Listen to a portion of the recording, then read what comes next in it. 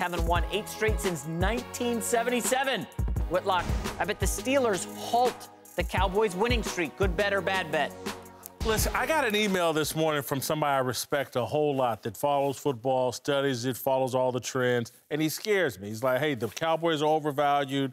Pittsburgh is gonna thump them. And his facts were great. Mm-hmm. And they played. I didn't break into your server. I read the email. You read the email? No, we got the same email. Right, okay. But listen, man, I'm just telling you, I'm all in on Dak Prescott. I think there's something special about this kid. And again, not that he's Tebow, because he's more talented than Tebow, but things happen that we can't understand with some guys.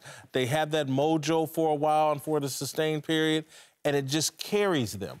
He won that Philadelphia game when he played horrible for three quarters. I don't see the Steelers stopping the Dak Prescott train. I think this is a game Pittsburgh rises to the level of competition often, and this is one of those times where they will. It's a tough team to play at home, Pittsburgh.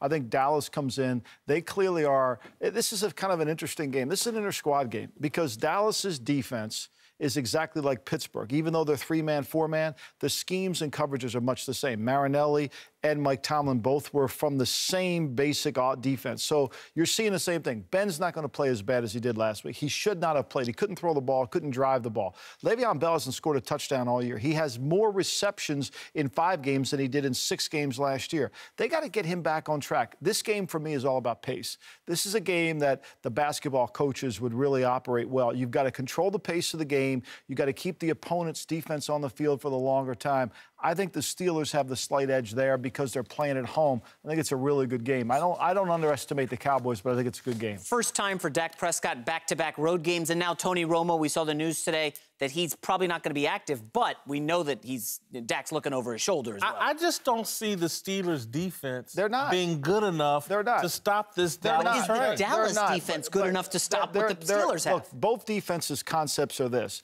We're going to play the run as well as we can. We're not going to get the ball thrown over our head. Both defenses are made by their inside backers. Sean Lee for Dallas, Ryan Shazier for Pittsburgh. And I think it's going to come down to who tackles the best. Dallas tackles really well. Pittsburgh will tackle in space. I think whoever doesn't give up the big play. But this is all about pace, this game. This game's about the offense controlling the pace, who converts third down. And one of these teams is going to play defense for about 38 minutes. The other one's going to play for 22. Every sport is about confidence. And when you have 2 units that are struggling, the one that's winning has more confidence. I see chaos in Pittsburgh. I see Big Ben having a big game.